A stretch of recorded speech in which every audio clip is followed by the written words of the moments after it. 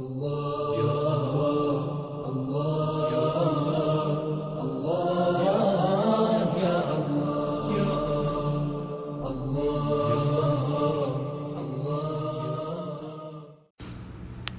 alaikum wa rahmatullahi wa barakatuhu. Today we'll talk about the ancestor of Prophet Muhammad sallallahu alaihi wasallam, who is more famously known with the name of Qusai. That was not his given name. His given name was Zayd.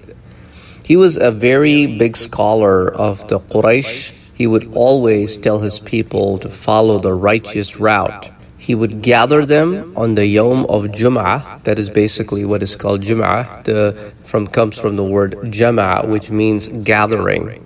At that time, that day was actually called Yawm al-Urubah. He would gather his people, will give speeches to his people, and will also talk about the coming of the Prophet Muhammad sallallahu alaihi wasallam, and would tell them that when the time of this Prophet will come, you must accept him. Because of the man by the name of Amr ibn Luhay al-Qusai, he was from the Qusai tribe.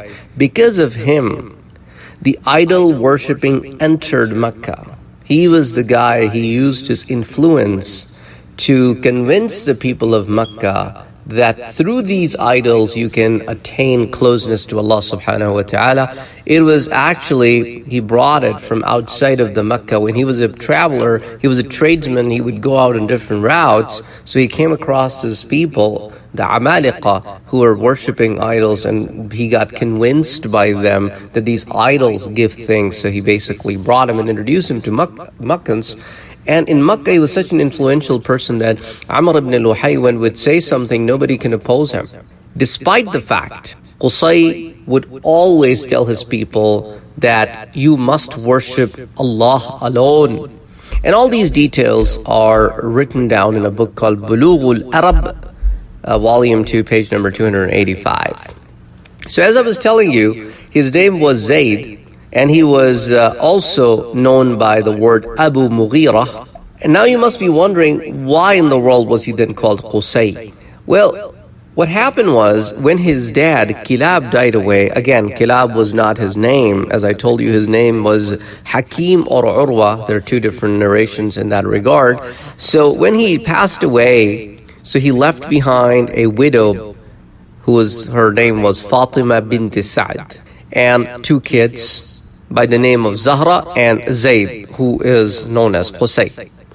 He was a very young, he was a kid rather, a very young age kid. Rabi'a bin Haram bin Dabba married Fatima bint Saad, mother of Qusay. Now, these were two kids, Qusay and Zuhra. So he left behind Zuhra and only took Qusay with him all the way to his original homeland, because he was not from Mecca, he was from Syria. So he took Qusay, because of his young age, with him to a place called Uzra. This was close to Syria, or Syrian border of those times. So you spend the first few years of your early life in that region. One day, a kid from the Bani Qudaa taunted him by saying, "What value do you have? You have been even thrown out of your own home country. You have no place to go." Upon hearing that, he was extremely sad. He came to his mom and said, "Why would somebody tell me such and such?" His mom told him the whole story behind this, that what family you belong to, whose kid you are, and what value you have in terms of honor and stuff like that. You are from Quraysh, you are from so-and-so tribe, your dad was a big chief in Mecca, but known as Kilab bin Murrah. So in his heart, he had this urge and feeling of going back to his homeland. He asked his mom, "I cannot live here anymore. If you may please grant me permission, I want to go back to my own people. Because I am, in a way, sick and tired of these taunts coming from people that I have been thrown out of my homeland by my own people or whatever, as if I have no place to go." The mom said, "Well, you know what? I can't let you go now. However, if you wait till the time of Hajj, when a lot of the caravans go to Mecca, maybe you can accompany them and then go to Mecca." Because you have to remember, in those times, it was not a safe travel from one place to another. There were certain months in which the people will not be attacked by on the routes. So that's why it would be much safer for him to move in those times. So when the time of the Hajj came, that's when he left his mom and he went all the way to Mecca. And all of this is reported in Tabqat ibn Saad, volume 1, page 67. So Qusai, basically, if you notice, it has similar letters as Aqsa, means something far away. So yes, he was far away from his homeland. However, he was dear to his people. So Aqsa also has a similar meaning. That's the reason Masjid al-Aqsa is called Aqsa, as is it's far away, but it's closer to heart. As he spent most of his childhood away from his homeland, that's why he was called Qusay. Anyway, his mom Fatima bint Saad, when got married to Rabi'a, there was another boy that was born of that marriage. His name was Razah bin Rabi'a. And then Rabi'a also had many other kids through his other wife. So he moved to Mecca and he started living with his older brother Zahra. And when he was old enough, he asked to get married to the chief of Mecca. This guy was actually mostly responsible for taking care of the Kaaba. His name was Halil. So he asked for his daughter's hand, and considering Qusay's background, he gave his daughter in marriage to Qusay. And through this marriage, 4 sons were born. One was Abdul Dar. Through him, the Bani Abdul Dar, you probably would have heard this in Seerat Nabi series. Another one is Abd Munaf, who is the great-great-grandfather of Prophet Muhammad sallallahu alaihi wasallam. His real name was not Abd Munaf. I'll talk about that also when we talk about Abd Munaf. Then Abdul Uzza, through him the whole lineage of Banu Abdul Uzza. And then Abd bin Qusay. These are the 4 sons. Halil was the father-in-law of Qusay, was very old, and he could not take care of the responsibilities given to him. So he basically gave the charge of these duties over to his daughter, who was married to Qusay. The daughter said, I can't do the responsibilities as efficiently as should be done, like opening the door of the Kaaba and closing the door of the Kaaba. And there are many other responsibilities to be performed and serving pilgrims. So he then transferred it over to his son Abu Ghabshan. Qusay noticed that Abu Ghabshan is not capable of handling the responsibilities as they should be done. However, he couldn't do much. So he made a deal with Abu Ghabshan that I will offer you some commodities of worldly life, and in exchange of that, you will give me your position as a taken care of the Kaaba, as a mutawalli of the Kaaba. And that's exactly what happened.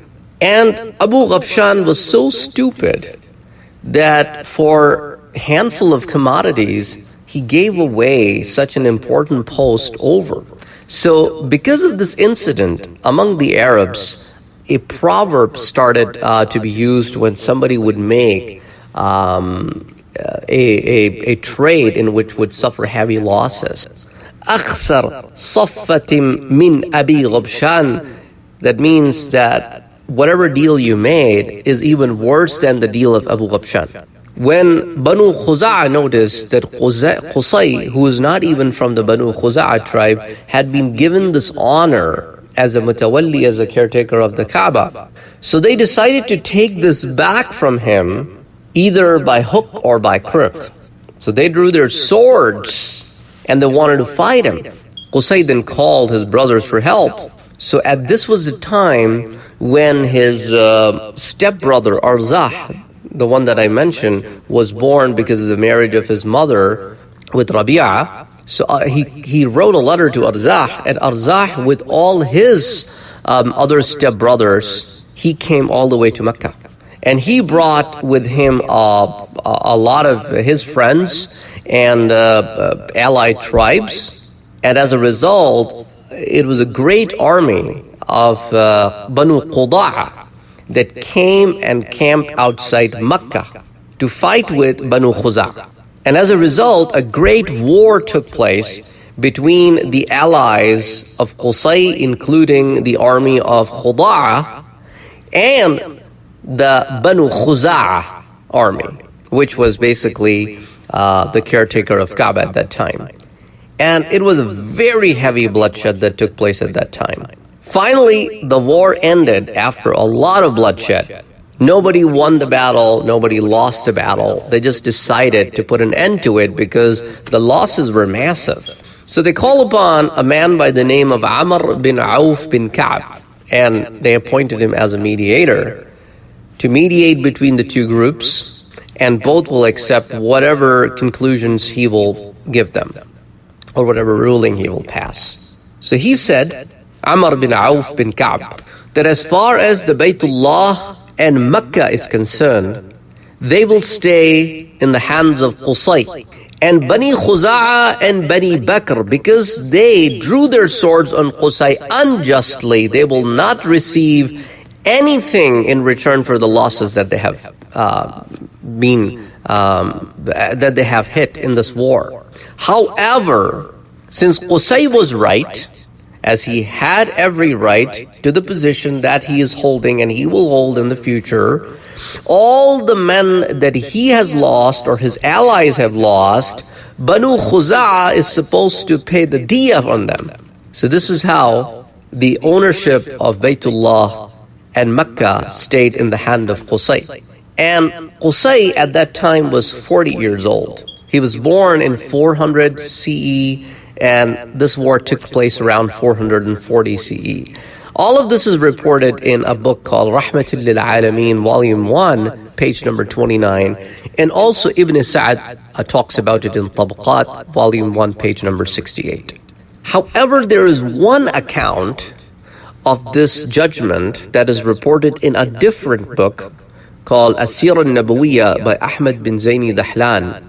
He writes that when this man was picked, Amr bin Auf bin Ka'b was picked as a mediator, he said that since Banu Khuza'a was not right in their action against the Qusay will remain the mutawalli of Kaaba, and he will remain the chief of Mecca. However, nobody will pay anybody anything for the losses that they have suffered, because it's like, it's done deal. I don't care what happened, just get over with. So that's another opinion that's stated in that book, which I just said, As-Seerat Nabawiyya, Ahmad bin Zaini Dahlan. So some people, some authors write this account, and some authors write the first account that I told you. Another story which is reported in this account in Sublul Huda wal Rishad, and that was at this time, the father-in-law of Qusay was still alive, even though he was an old man. He is the one who acted as a mediator between Banu Khuza'a and Qusay and his allies, and he's the one who said from this day onwards, Bani Khuza'a and Bani Bakr are exiled from Mecca, and Quraysh shall now come in Mecca and take care of the charges. So this was the time when Qusay actually started gathering Quraysh and the scattered Quraysh houses, and they started moving them in Mecca, closer to Kaaba. So in this time, what he did, he divided Mecca as a city in 4 different regions. And in every region, he made sure some families of Quraysh settled. After a long time, after Ismail alayhi salam, you can say, because after Ismail alayhi salam, Jurhum took over, and then after Jurhum, Banu Khuza'a took over. So the children of Ismail alayhi salam never had a chance to fully, freely exercise the rights of being able to serve the Kaaba and Mecca. It only happened at the time of Qusay. That basically brings a very important point, and that is that all of this arrangement that is being made is being made by Allah subhanahu wa ta'ala before the coming of the Prophet Muhammad sallallahu alayhi wa alihi wa sallam. So from the children of Ka'b bin Lu'ay, Qusay is the first one that had some kind of a ruling authority, and especially the ruling authority in Mecca. And everybody accepted him as a leader, and he would take care of all the matters related to the Hajj and Makkah, which include the hijaba, the rafada, the siqaya, and also the House of Council, which was nadwa, and al-liwa, which is basically the flag bearers.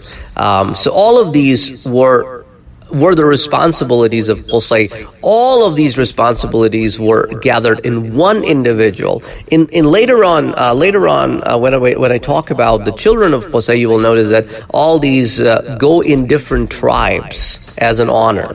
So Qusai was an extremely wise gentleman. At the same time, he was extremely courageous, and everybody used to respect him. So if you are wondering, what are these responsibilities that if are gathered in one individual, the person has a great honor and is one of the greatest honors that you can get in Arabia. So let's talk about these responsibilities one by one. What is hijab?